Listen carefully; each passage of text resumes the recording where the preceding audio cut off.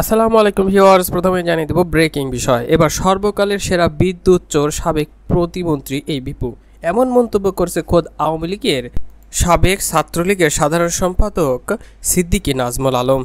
নিজ দলের ব্যাপক সমালোচনা করে আর কি তথ্য দিলেন, বিশেষ করে এই প্রতিমন্ত্রীকে চোর বলে সাব্যস্ত করলেন, আর কি তথ্য দিলেন জানতে পারবেন বিস্তারিত প্রতিবেদনে। এরপর জানিয়ে দিব অবশেষে কিন্তু টিলিপের বিষয়ে অভিনব জালিয়াতের প্রমাণ পেয়েছে দুদক।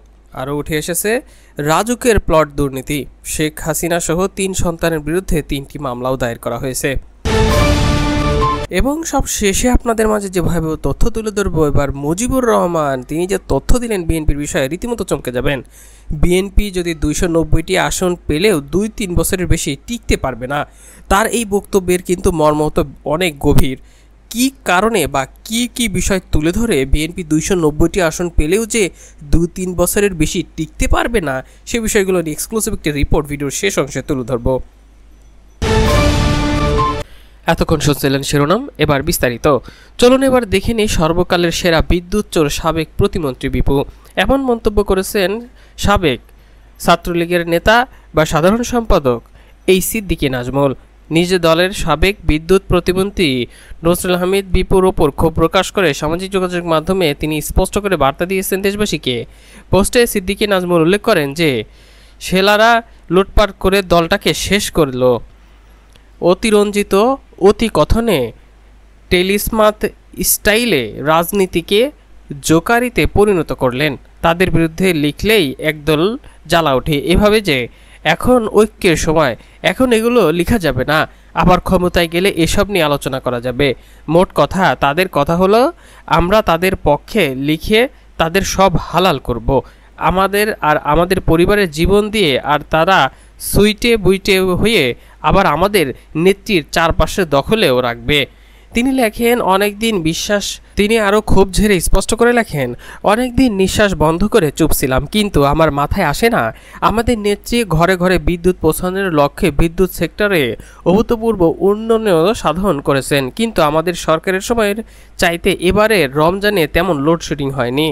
তার মানে হলো প্রধানমন্ত্রীর চোখ ফাঁকি দিয়ে বিদ্যুৎ চোর বিপু এবং কিছু বিদ্যুৎ চোর আমলাদের সমন্বয়ে কৃত্রিম লোডশেডিং তৈরি করত এবং নিজেদের পছন্দের পাওয়ার প্ল্যান্ট বসিয়ে বা ব্যবসায়ীদের রমরমা একচেটিয়া ব্যবসা করার সুযোগ করে দিত, সিন্ডিকেট করেও কমিশন কামাতো।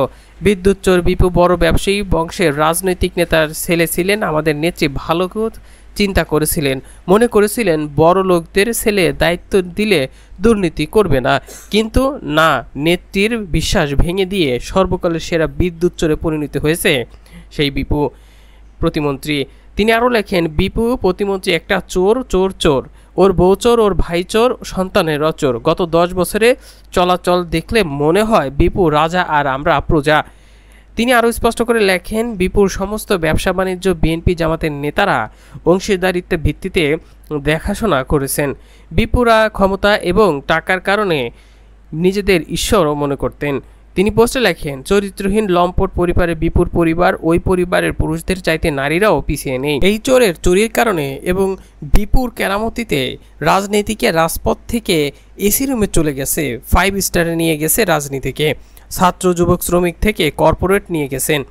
ফলশ্রুতিতে আমরা ধ্বংস হয়েছি, আর মুসলমানরা ফিলিস্তিনিদের রক্ষার জন্য যেমন আবাবিল পাখির অপেক্ষায় বসে আছেন, আর আমরা আওয়ামী লীগের লোকজন শক্তিশালী কিংবা প্রতিবেশী রাষ্ট্রের অপেক্ষায় বসে আছি যে তারা আমাদের দেশে ফিরিয়ে নিয়ে যাবে।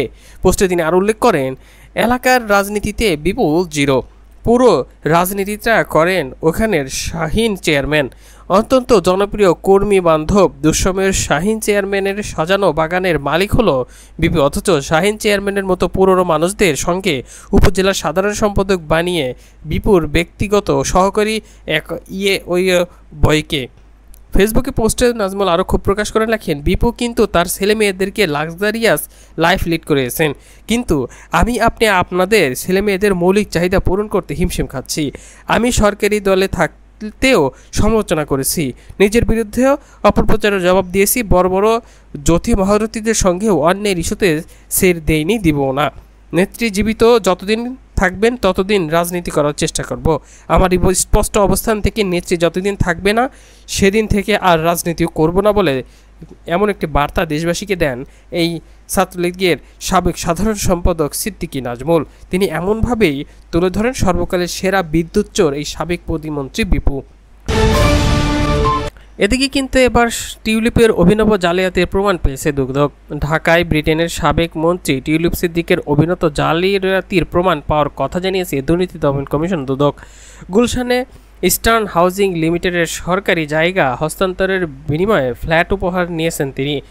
টিউলিপের প্রভাবে নিয়ম ভেঙে রাজুকের প্রায় 2 বিঘা জমি দখল ও প্লট ফ্ল্যাটের অনুমোদন করিয়ে নেয় ইস্টার্ন হাউজিং। এ ঘটনায় আগামী সপ্তাহে টিউলিপের রাজুকের সাবেক কর্মকর্তার বিরুদ্ধে মামলার সিদ্ধান্ত নিয়েছে দুদক। রাজধানীর গুলশান 2 এর 71 নম্বর রোডের বাসার একটি ফ্ল্যাটের মালিক ব্রিটিশ এমপি টিউলিপ সিদ্দিকের। গেল মার্চে দুদক ফ্ল্যাটের সন্ধান পেলে আদালত আবেদনের প্রেক্ষিতে সেটি জব্দের আদেশ দেয়। তবে ফ্ল্যাটের আধিপত্য খুঁজতে গিয়ে দুদক পেয়েছে পুরো প্রক্রিয়া জুড়েই অভিনব জালিয়াতির ফিরিস্তি। 1964 সালের পূর্বে পাকিস্তানের সাবেক প্রধান বিচারপতি ইমাম হোসেন চৌধুরী আবেদনের তৎকালীন ঢাকা ইমপ্রুভমেন্ট ট্রাস্ট তাকে প্রায় 2 বিঘা জমি 99 বছরের জন্য হস্তান্তর না করার শর্তে বরাদ্দ দেয়। কিন্তু 1974 সালে থেকে 2 হাত ঘুরে সেই সম্পত্তি চলে যায় ইস্টার্ন হাউজিংয়ের সাবেক চেয়ারম্যান জহিরুল ইসলামের কাছে। 2000 সালে টিউলিপ সিদ্দিকীর আপন খালা তৎকালীন প্রধানমন্ত্রী শেখ হাসিনার প্রভাব খাটিয়ে ইস্টার্ন হাউজিংকে লিগ্যাল পার্সোনাল হিসেবে আমমোক্তার অনুমোদন ও 36 ফ্ল্যাটে বিভাজনে তৎকালীন রাজকের সংশ্লিষ্ট মাধ্যমে অনুমোদন করিয়ে নেয়। বিনিময়ে এই প্লটে 201 ফ্ল্যাটটি গ্রহণ করেন টিউলিপ। এভাবে উঠে আসে দুর্নীতির তথ্য। এবং সব শেষে তুলে ধরতে যাচ্ছি, বিএনপি 209 আসন পেলেও 2 বছরের বেশি টিকে থাকতে পারবে না বলে জানিয়েছেন মুজিবুর রহমান। আমার বাংলাদেশ পার্টি এবি পার্টির চেয়ারম্যান মুজিবুর রহমান বলেছেন, শাসন ব্যবস্থার পরিবর্তন না ঘটলে বিএনপি 290 আসন পেয়েও পার্লামেন্টে বসবে। 2 বছরের বেশি বা 3 বছর বেশি টিকতে পারবে না সেই পার্লামেন্টে। এবি পার্টির চেয়ারম্যান বলেন, দেশ যেসব দল নির্বাচন চাচ্ছে তার মধ্যে বিএনপি অন্যতম। বিএনপির বেশি কিছু নেতা কর্মীর বক্তব্য তাই স্পষ্ট। বিএনপির দ্রুত নির্বাচনে চাওয়ার বিষয়ে ইঙ্গিত করে তিনি বলেন, বিএনপি ক্ষমতায় আসতে চায়, তবে ক্ষমতার আসনে যদি একা একা আসতে চান বা অথবা যান, লড়াই হবে আপনাদের সাথে। পার্লামেন্টে বসেন, 270-80 সিট পান, দেখা যাবে পার্লামেন্টের বেশি না রাজপথে বেশি। রাজপথের চ্যালেঞ্জ আমরা গ্রহণ করলাম।